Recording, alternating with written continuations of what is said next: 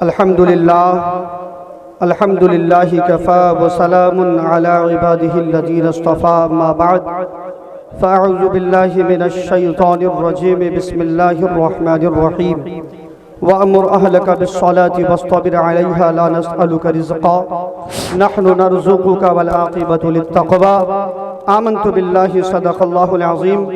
آئیے بلا تمہید اپنے نبی کی بارگاہ میں درود پاک کی نظریں پیش فرما لیں اور پڑھ لیں بآواز بلند اللہم صلی علی سیدنا شفیعنا مولانا محمد وسلم صلاۃ و سلام علیک یا رسول اللہ صلاۃ و سلام علیک یا حبیب اللہ صلی اللہ علیہ وسلم۔ محترم سامعین میں زیادہ دیر آپ کو پریشان نہیں کروں گا، حضرت بس 10 منٹ کے لیے آئے ہیں، آپ لوگ بھاگیے مت۔ اس کے بعد ہمارے دو باہر کے شعراء ہیں ان سے آپ سنیے گا اور مقرر بھی آئے ہوئے ان سے سنیے آپ انشاءاللہ۔ اپنی گفتگو کا آغاز کروں اس سے پیشتر صاحب سجادہ حضرت سید ظفر اقبال صاحب کی خواہش اور فرمائش کے 2-3 شعر پڑھ کے تب آپ گفتگو کریں۔ میں ان کی فرمائش کا احترام کر کے صرف 3 شعر پھر انشاءاللہ تعالی میں گفتگو کروں گا، سماعت فرما لیں۔ ان کا ذکر پاک کیجئے اور بے شمار کیجئے، ان کا ذکر پاک کیجئے اور بے شمار کیجئے، اور بے شمار کیجئے، ہے خدا کی بندگی یہی، مصطفیٰ سے پیار کیجئے، خدا کی بندگی یہی، مصطفیٰ سے پیار کیجئے، مصطفیٰ سے پیار کیجئے، ماشاءاللہ ماشاءاللہ ماشاءاللہ یہی، مصطفیٰ سے پیار کیجئے۔ اور جب نماز ہو گئی قضا تو علی سے بولے مصطفیٰ، جب نماز ہو گئی قضا تو علی سے بولے مصطفیٰ، تو علی سے بولے مصطفیٰ، آفتاب لوٹ آئے گا، تھوڑا انتظار، آفتاب لوٹ آئے گا، تھوڑا انتظار، تھوڑا انتظار۔ زندہ باد زندہ باد، بہت اچھے بھائی۔ آخری شعر اس لیے کہ مجھے ٹائم بہت کم ملا ہے، صرف میں فرمائش کا خیال کرتے ہوئے نعت خوانی کیا ابھی، ورنہ تو ہر موقع پہ سنتے رہتے ہیں مجھے آپ، میں زیادہ وقت نہ لوں آپ کا۔ آخری شعر آج کے حالات کے تناظر میں، پنجگانہ فرض ہو ادا، روزی دینے والا ہے خدا، پنجگانہ فرض ہو ادا، روزی دینے والا ہے خدا، روزی دینے والا ہے خدا، آئے جب اذان کی صدا، بند کاروبار، آئے جب اذان کی صدا، بند کاروبار کیجئے، ان کا ذکر پاک کیجئے اور بے شمار کیجئے، ہے خدا کی بندگی یہی، مصطفیٰ سے پیار کیجئے۔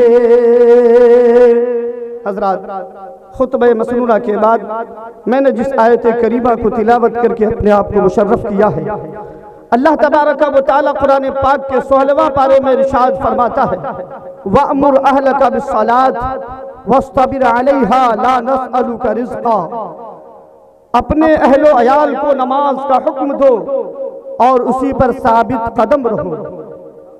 لا نسألک رزقا، ہم تجھ سے رزق نہیں مانگتے، नहनु नरज़ुक़ुका, हम तुम्हें रिज़्क़ देते हैं, वल आक़िबतु खैरुल लिमन इत्तक़ा, वल आक़िबतु खैरुल लित्तक़वा, और आखिरत मुत्तक़ीन के लिए है, तक़वा शिआर बंदों के लिए है। आज हम जिनकी याद में बैठे हैं वो अल्लाह का एक वली, मुत्तकी पारसा हजरत मुबारक शाह रहमतुल्लाहि ताला अलैह की याद में, और हाफिज शफी रहमतुल्लाहि ताला अलैह की याद में। मोहतरम सामीईन, आज हिंदुस्तान के हालात किसी भी इंसान के निगाहों से पोशीदा नहीं है। आज हर कोई परेशान है हिंदुस्तान का। जिस हिंदुस्तान में हमारा पूरा पूरा हक है, आज उसी हिंदुस्तान में रहना हमारे लिए मुश्किल हो रहा है। अज़ीज़ान मोहतरम, मेरे आका सल्लल्लाहु ताला अलैहि वसल्लम ने इरशाद फरमाया था, अस्सलातु इमादुद्दीन, नमाज दीन का सुतून है। मन अकामहा फक़द अकामद्दीन, जिसने नमाज को कायम किया उसने दीन को कायम किया। मन हदमहा फक़द हदमद्दीन, और जिसने नमाज को छोड़ दिया उसने दीन को ढा दिया। आज के हालात के तनाजुर में मैं बताना चाहता हूँ, अज़ीज़ान मोहतरम, आज हमें अपना वजूद बचाना मुश्किल हो रहा है। कहीं अपने दामन को झांक के हम देखने की कोशिश नहीं करते हैं। आज इसका सबब क्या है, इसकी वजह क्या है कि आज हमारा वजूद खतरे में है, समझने की जरूरत है। मेरे आका ने इरशाद फरमाया था कि जिसने नमाज को कायम किया उसने दीन को कायम किया, और जिसने नमाज छोड़ दिया उसने दीन को ढा दिया। अज़ीज़ान मोहतरम, जब हम नमाज छोड़ के अपने दीन को आज ढा रहे हैं तो यकीनन इसकी सजा हमें अपने वजूद को खतरे में डालना है, वजूद को खतरे में डालना है। और मेरे आका ने इरशाद फरमाया था, अद्दुआ सलाहुल मोमिन, दुआ मोमिनीन का हथियार है। आज इस हिंदुस्तान के हालात के पेश नजर आप कितनी भी कोशिशें करते चले जाएं, आपकी सारी कोशिशें नाकाम होती है। अगर कहीं आपको सहारा मिलेगा तो वह रब्बे कदीर की बारगाह है। मस्जिद आबाद करो और अल्लाह को याद करो, यकीनन इस मुसीबत से निजात मिल सकती है। तारीख पढ़ो, अल्लाह तबारक व तआला ने कुरान पाक में इरशाद फरमाया, कुरान पाक का 4था पारा है। अल्लाह फरमाता है, वला तहीनु वला तहज़नु व अंतुमुल अअलौना इन कुंतुम मोमिनीन। शर्त लगा दी, रब ने फरमाया तुम क्यों परेशान हो, गमज़दा क्यों हो? तुम्हारे ही सर पर ताज सजाया जाएगा, तुम्हारे कदमों में हुकूमतों को झुका दिया जाएगा, ठोकर में तुम्हारी हुकूमतें डाल दी जाएंगी। मगर मेरे रब ने सिर्फ शर्त लगा दी थोड़ी सी। उलमा तशरीफ फरमा है, जब शर्त पाई जाएगी तभी मशरूत पाया जाएगा। अगर किसी ने आपसे कहा तुम मेरे घर पे आना तो मैं तुम्हें पैसा दूंगा, जब वो आपके घर में आएगा तभी आप देंगे। वो आपके घर में नहीं आया और उसने आपसे कहा भाई आपने तो मुझे पैसा नहीं दिया, तो आप कहेंगे आप नहीं आए इसलिए नहीं दिया। शर्त पाई जाएगी तो मशरूत पाया जाएगा। अल्लाह फरमाता है तुम परेशान क्यों हो, हम तुम्हारे ठोकर में हुकूमतों को डाल देंगे, तुम्हारे सर पर फतेहमंदी का सेहरा सजा देंगे, मगर शर्त क्या है कि तुम मोमिने कामिल बन जाओ, अपना ईमान मुकम्मल कर लो, हुकूमतों को तुम्हारे कदमों में झुका देंगे। वाह वाह वाह, जिंदाबाद जिंदाबाद, हक है, माशाअल्लाह माशाअल्लाह। आप पहले अपनी शर्त को पूरी करो, अल्लाह तबारक व तआला अपने वादा को पूरा फरमाएगा। इन्नल्लाह ला युखलिफुल मियाद, अल्लाह फरमाता है बेशक अल्लाह अपने वादे को पूरा करता है, वादा खिलाफी नहीं करता है। अल्लाह वादा खिलाफी नहीं करता है। हम जैसे नहीं, सुबह कुछ किए शाम में कुछ और, जबान पे कुछ और है दिल में कुछ और, ये नहीं। अल्लाह तबारक व तआला बंदे से जिस चीज का वादा करता है वो उसे पूरा करता है।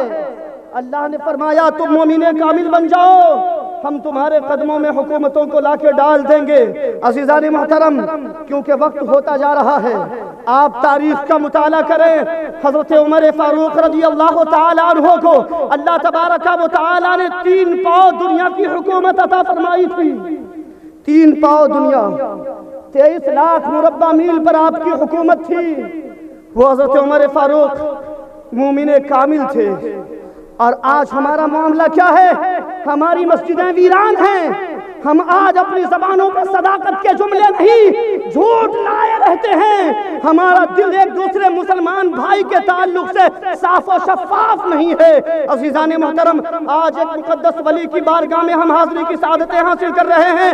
ان اولیاء کرام کی زندگی کو پڑھیں، ان اولیاء کرام کے سیرت کو پڑھیں تو معلوم ہوگا کہ جب فرض تو دور کی بات ہے، ان سے مستحبات بھی نہیں چھوٹا کرتے تھے، سنن و مستحبات بھی نہیں چھوٹا کرتے تھے، اور آج ہماری نمازیں چھوٹ جاتی ہیں، اور حالات تو یہ ہے کہ مستحبات پر ہم اتنا زور دیتے ہیں۔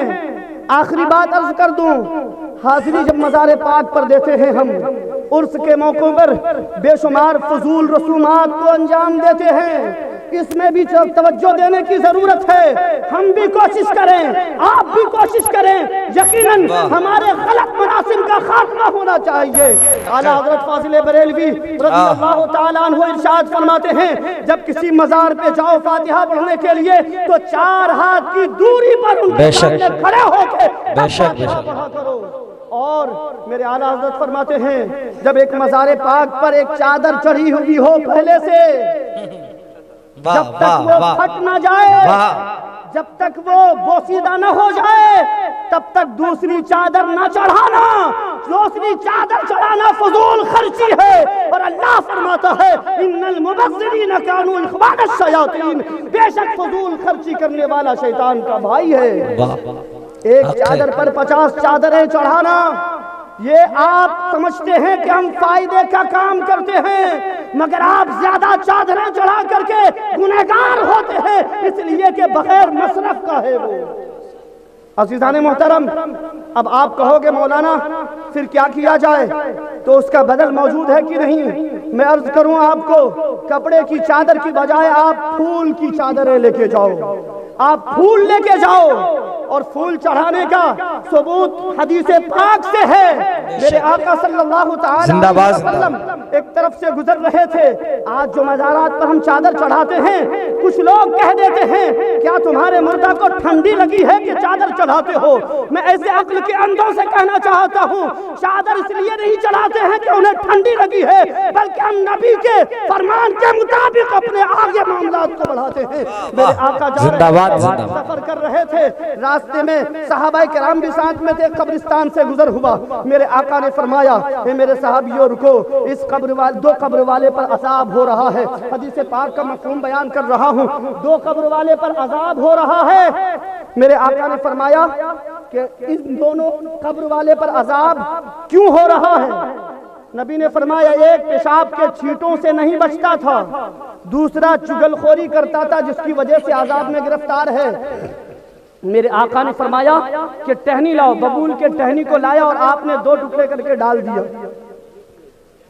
اور نبی نے فرمایا جب تک یہ ہرا رہے گا تب تک اللہ کی تسبیح بیان کرتا رہے گا، اور یہ قبر والا عذاب سے محفوظ رہے گا اس تسبیح کی برکت سے۔ محدثین کرام نے اسی حدیث پاک سے چادر چڑھانا اور پھول چڑھانا مزار پاک پر اس کا ثبوت پیش کیا ہے۔ عزیزان محترم، جب مزارات پر جائیں تو آپ چادروں پھول کی چادریں لے لیں، کیونکہ وہ تسبیح پڑھتی ہے۔ اللہ تبارک و تعالیٰ قرآن پاک کے 15واں پارے میں ارشاد فرماتا ہے، وَإِن مِّن شَيْءٍ إِلَّا يُسَبِّحُ بِحَمْدِهِ، دنیا میں کوئی چیز ایسی نہیں ہے جو رب کی تسبیح بیان نہ کرتی ہو، ارے ساری چیزیں اللہ کی تسبیح بیان کرتی ہے۔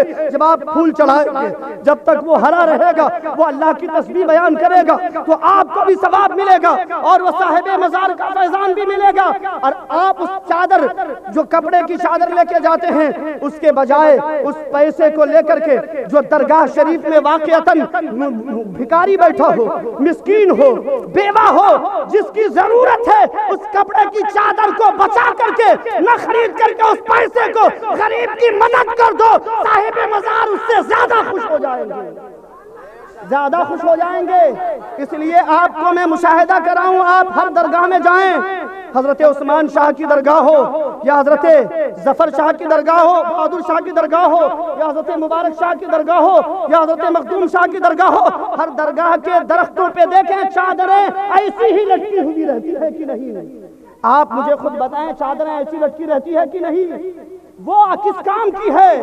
کہ بسا اوقات ایسا ہوتا ہے کہ چادریں ادھر ادھر پڑی رہتی ہیں، آپ نے اس بزرگ کے مزار پہ چڑھایا، اس کا احترام اتنا ہے کہ جب تک مزار پہ رہی وہ چادر تو لوگوں نے بوسے دیا، اپنے ہونٹوں سے لگایا اور اسی چادر کو درخت پہ چڑھا دیا آپ نے۔ اب بارش ہونے کے بعد اس کے ٹکڑے ٹکڑے ہو کے کہاں جا رہے ہیں؟ کسی کے قدم پر کوئی کچھ کر رہا ہے، اڑ کے کہیں چلی جا رہی ہے، بلکہ ان کی توہین ہوتی ہے۔ اس لیے مزار پاک پر کپڑے کی ایک چادر رکھیں اور پھول کی چادریں چڑھائیں، صاحب مزار بھی خوش ہوں گے اور فضول خرچی سے بچتے رہیں گے۔ عزیزان محترم، وقت میرا ہو چکا ہے شاید، اس لیے میں بہتر اور مناسب سمجھتا ہوں کہ اپنی گفتگو کو انہی چند باتوں پر مکمل کروں۔